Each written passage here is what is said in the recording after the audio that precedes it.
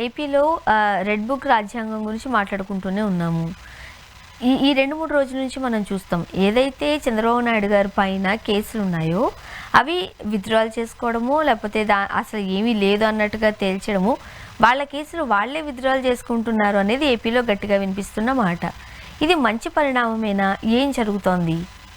నిన్నటి వరకు red book అంటే జగన్ గారు చెప్పింది ఏంటంటే వైసీపీ కార్యకర్త మీద కేసులు, అరెస్టులు, దాడులు ఇదే రెడ్ బుక్గా చెప్పాడు. ఇప్పుడు చంద్రబాబు నాయుడు గారు కేసులు విత్డ్రా కూడా రెడ్ బుక్లో కలిపేసినాడు. మనం ఇంతకుముందు కూడా చెప్పాం, కేసుల్లో సాక్ష్యం ఉందా, ఆధారాలు ఉన్నాయా లేవా అన్నది మనం చెప్పలేం, లేకపోవచ్చు కూడా చంద్రబాబు గారు పెట్టిన ఫైనాన్స్ అఫెన్స్ కేసుల్లో.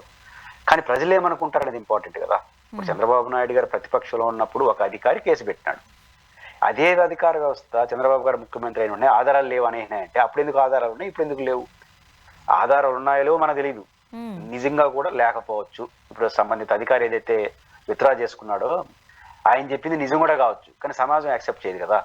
అప్పుడు ఎందుకు పెట్టారు, ఇప్పుడు ఎందుకు లేదంటున్నారు? అదే అధికార వ్యవస్థ అప్పుడు ఆధారాలు ఉన్నాయి, ఇప్పుడు అదే అధికార వ్యవస్థ లేదంటే పవర్ మారిపోతే మారిపోతుందా అని ఇది ఖచ్చితంగా తెలుగుదేశానికి పెద్ద డ్యామేజ్.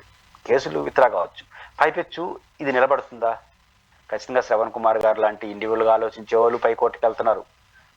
జగన్ గారు కూడా చెప్పారు దేవుడు ఉన్నాడు, న్యాయ వ్యవస్థ ఉందని. అంటే జగన్ గారు కూడా కోర్టుకి వెళ్ళిపోతున్నాడు.